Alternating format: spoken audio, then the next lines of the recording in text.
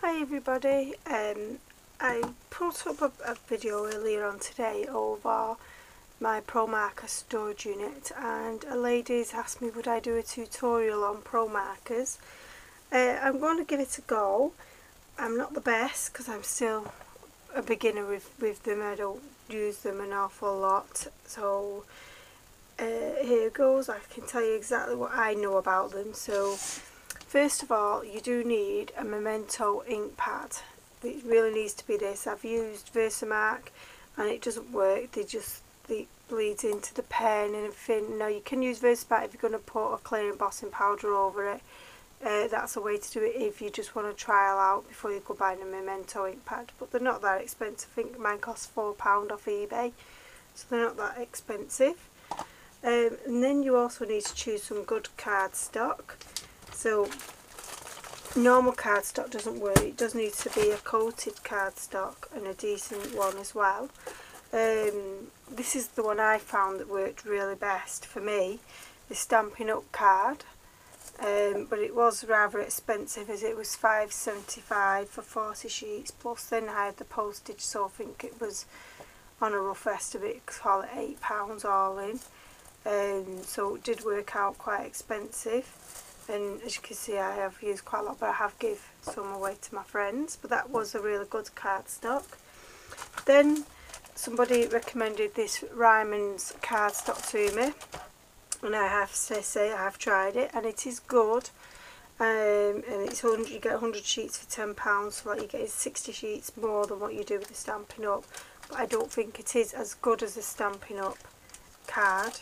And then just recently, a lady recommended this to me, and I went and got it, and this is 250 GSM, and you actually get 200 sheets, and this cost me £9.99, so even the best bargain. And I have tried some of this. I've took my ant out of the packaging, so I just wanted to show you the packaging of what it looks like.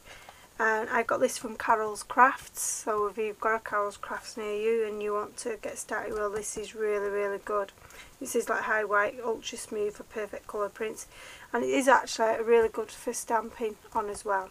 So that's the basics out of the way, so let's just get cracking.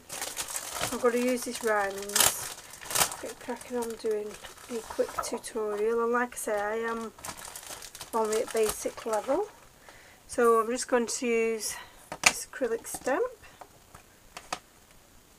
and just ink her up. This stamp, in case anybody does ask, are Kanban stamps, and they're quite cute.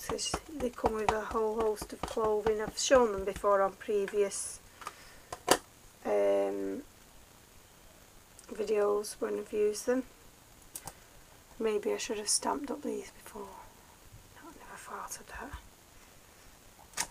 that. Ooh. It fell. I can see the ghostly image of it. You might not be able to, but I can. So there's no point colouring it in what I'm not going to use. Oh, seems to be fingers and thumbs tonight.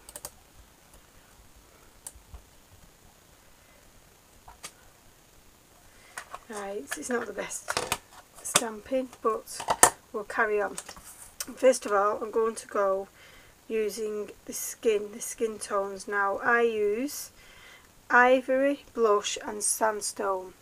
These are the three colours that I tend to use, and then this is all I do. I go with the lightest colour, which is ivory, and if you're unsure, because of the colours are very, and even if you can tell they're not much different, you can tell sandstone's darker, but I tend to, if I'm not too sure, I just do a little wiggly line of each colour, just to get which is the lightest. But I know that ivory is, because I've done the skin colours that many times. And I basically just go around in a circle. Now it does go darker, but it dries a lot lighter. And I just go around the edgings, like so.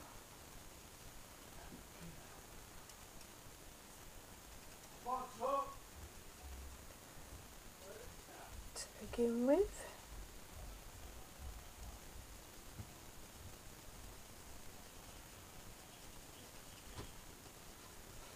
You also need to work out where you're shading is going to be as well. I'm just going to do it directly so that the lighter area is hitting, the light is hitting directly to her face. So then I get the darker colour of the next one, but not the proper darker ones, and I know it's going to be darker around the hair and near her ears and under her chin, because there's not going to be any light there. That's where I presume there would be.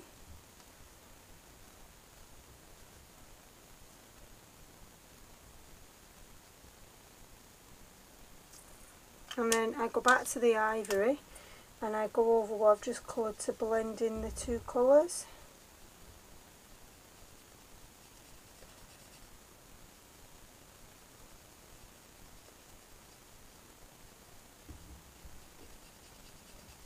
Like so.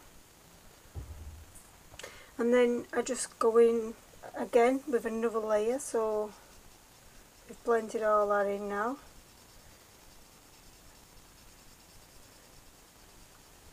And I just keep going around like so.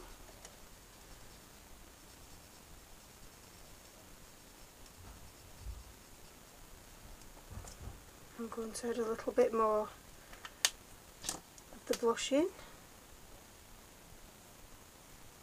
to just darken some more of the areas that I really want a lot darker.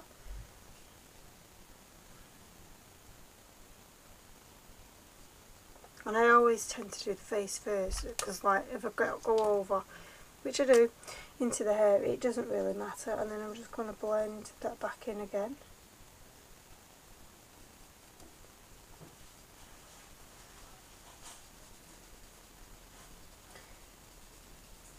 And then I'm just going to keep going around until her face is covered.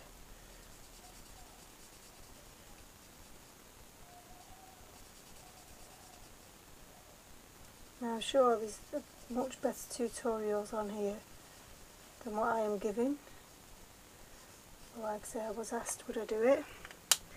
And she looks quite horrific there, the colour. And then the sandstone I really go in, and this really gives me the darker depths. Her ears are definitely going to be much darker than just here where it shades in with her hair. And under her chin. Then I get the ivory again and I just try to blend them in. Just go over where I've done it and move it in.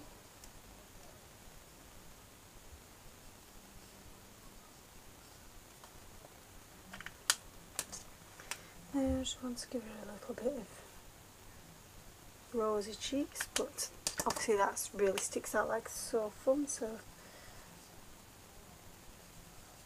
and if you keep it into circles, then I don't know, you don't see, it just seems much better.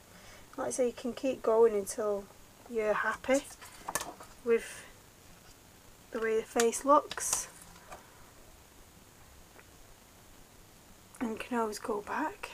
And don't worry if it comes through on your card, that really doesn't matter. What matters is it's not bleeding outwards when you colour. So that's how I do her face. Let's do the hair. I'm really not very good with the hair, but I've got cocoa and henna. I'm only going to use 2 pens this time, so I'll go with the cocoa. And I do apologise for this because I really am not the best at the hair bit, but I'll try it for you. So, and it's just the same principle that I use. So, and the hair is going to hit, the light's going to hit here anyway at the top, so that's the lightest bit of where I want it this time. And I'm not going to do these bits here until I've done the main. You don't want to do too big a space because the ink, because it's alcohol based, it does actually dry much quicker than normal pens. Sorry, I'm trying to concentrate and say what I want to say.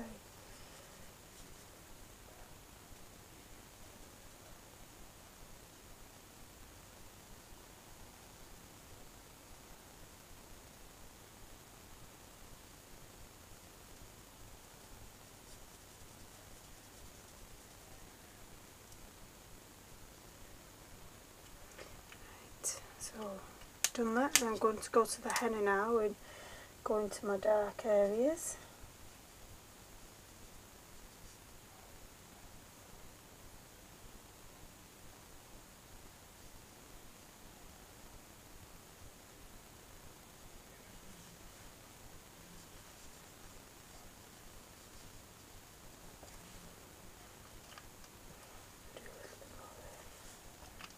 And then go back to the lighter colour and blend it in. Just sort of go over what you've done already.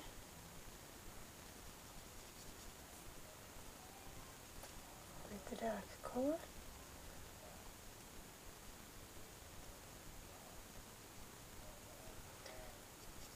And then I'm just going to colour the whole thing in one more time.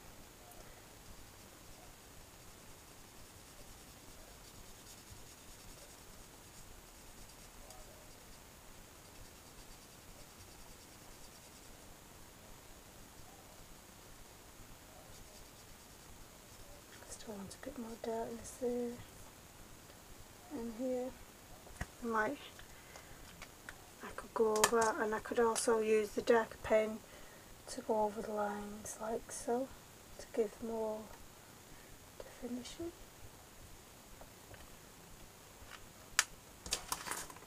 And I'll do the same here. Am I still on camera there? Yeah. Sorry, my head gets in the way.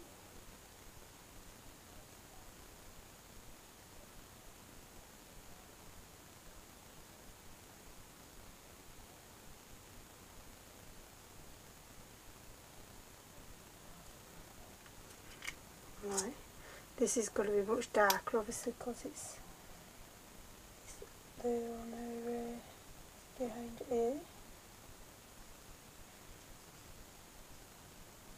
So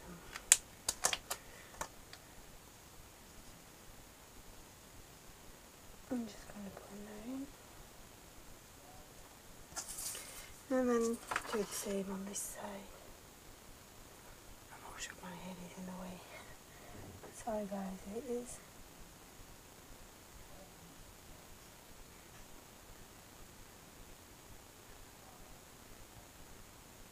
No, because I'm rushing, I am actually going at the lines, but you've got more time.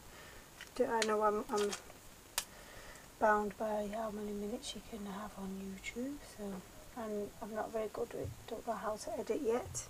One day maybe I shall learn. And then we could fast forward it and you won't need to listen to me rabbiting on. Not going to make a much neater job. So there's a very quick tutorial. I mean, I've got the rest of it to colour in, but I hope that helps the lady who asked for it. And thanks for watching, and give me a thumbs up if you think I was alright, but like I said, please be kind because I am only a beginner with them. Okay love, thank you, bye.